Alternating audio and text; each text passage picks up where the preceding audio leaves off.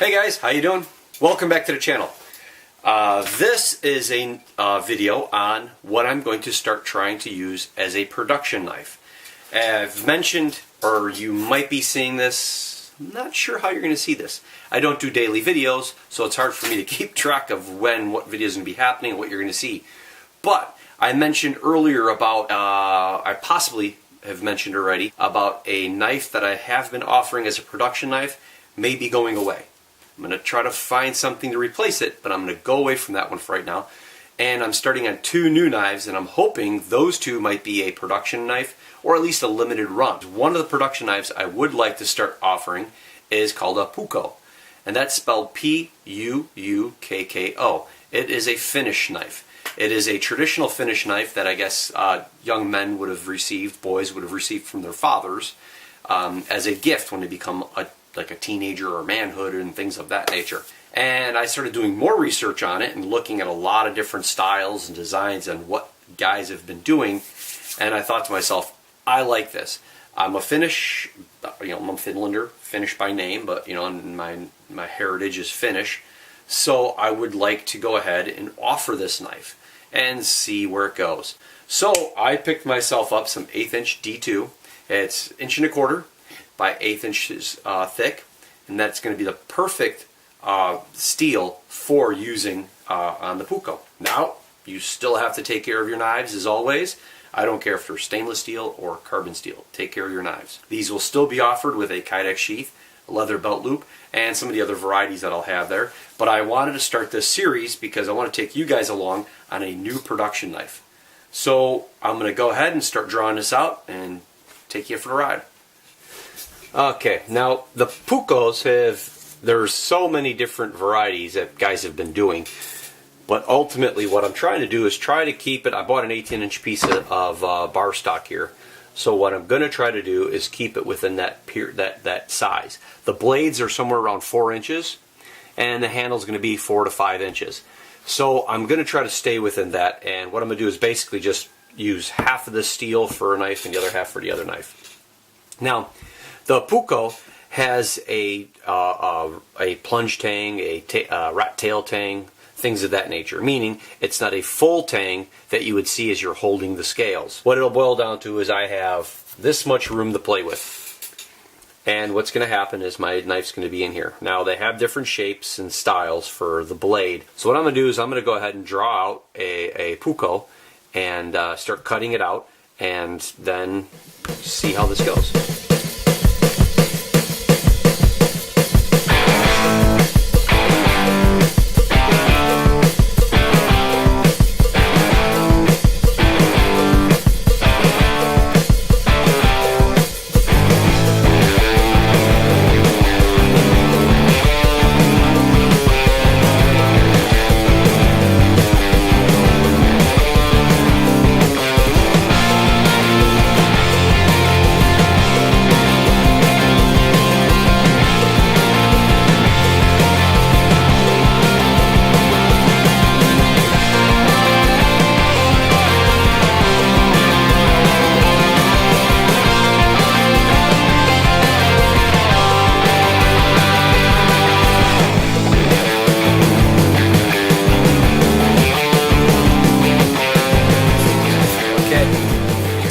Here's where we're at so far.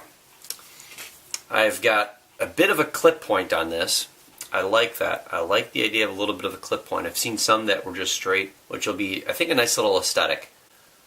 So I just basically ground that down. This is what I mean about the rat tail tang or a plunge tang. So the scales are going to wrap all of the tang here, and you won't see any metal on the outside. But from what I'm getting is, again, like I was mentioning earlier, about 9 inches kind of being the overall length on this. So it's a balance. Now, you don't want to split it right down the middle because hand sizes, gloves, and stuff like that. So I went ahead and I'm going to make this, actually, instead of 9 inches, I cut this down to 8.5, I think it was. I think I just did 8.5 on this. Yeah. I'm going to have a bolster up here. And what it's going to be, I'm trying to think of the better terminology, not the bolsters per se, is like 2 pieces of metal on the side. Puukkos have brass or stainless wrapped around. So what I'm going to do is I'll have the brass here, and then I'll have wood and like liner material and such like that. The knife itself, this is going to be 4.5 inches from tip to back here. That'll be 4.5 inches. This is going to be a 5-inch handle. The scales will be 5 inches. Handle will be 5 inches, and the plunge tang is going to be about 3.5 inches, I think. Right now I'm at 4, but I think I'm going to cut this back an extra half an inch, and I'll be able to drill into the scales once I make it, which you guys will see. That hole gets filled with epoxy, and the tang here will actually have holes drilled in it that the epoxy will be able to bind through to hold it together. Some guys, most guys, don't do it. A lot of the knives I've seen don't do it. It's just basically holes through here, epoxy embedded in there. But what I'd like to do is actually maybe put a decorative pin somewhere in here, both for the strength and stability of it, but also to add a little something. I'm on the fence about that though. I do have some 7/16 pins, and I also have some decorative pins, and I also have some regular 1/8 regular solid pins. So we'll see what I'm going to do there. Definitely not a lanyard. No lanyard holes. That's going to be a little bit too much. But I'm liking that so far. And this is, I started with inch and a quarter, I think it was, steel. Yeah, this is right now, I started 1.25 inch steel. Definitely Scandi grinder, saber grind right across here. 1.125, that's good. 4.25, 4.5 inch blade, good. And 5-inch handle. So that's where I think I'm going to go. Drill some holes across here, probably 1, 2, 3 or 4 holes across the tang, the plunge tang, and we'll go from there. So let's hit the drill press and I'll start drilling some holes.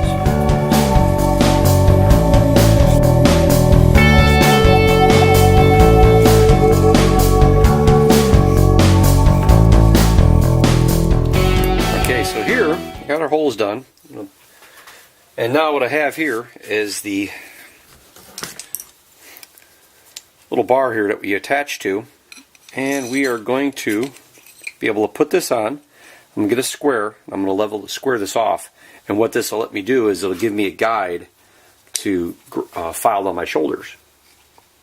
So you can see right there how, if I can get you focused in here, you'll see right there how the shoulders are a little bit off right now.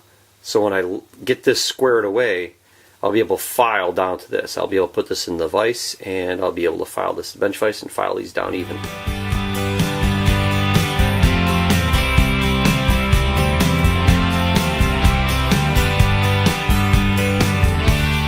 Now we're squared off. You can see nice and flat along the top of the spine, and right here you can see the two little differences. So that's what I want to file off there, and I want to file this down.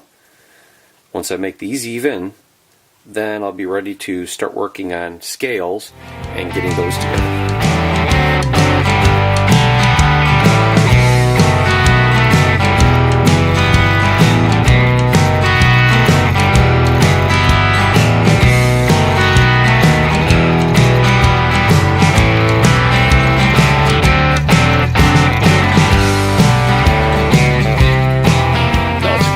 Hey guys, look at this thing. Remember I did a video a while back about being outside in the garden and everything? Look what the little man brought in. Look at that thing. That is huge. I mean, look at that. That's my hand. That is awesome. Holy cow.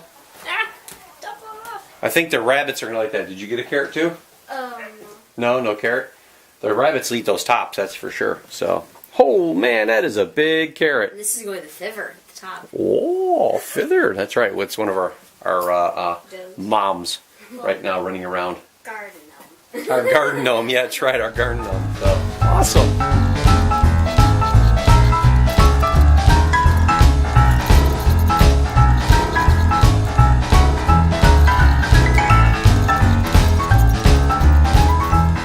Okay, I've got them shoulders pretty much wrapped up. I'm going to make sure my tang is even going all the way up, because I think it's a little bit wider at the back of the tang than at the front of the tang, meaning this is a little bit wider here than here. So I'm going to taper that off, make sure it's all good to go so I can make an even line through the scales. and then we'll go on to the next one. Thanks for stopping by. Thanks for all the support. Don't forget to like, share, subscribe, and we'll catch you in the next video. Take care. Bye.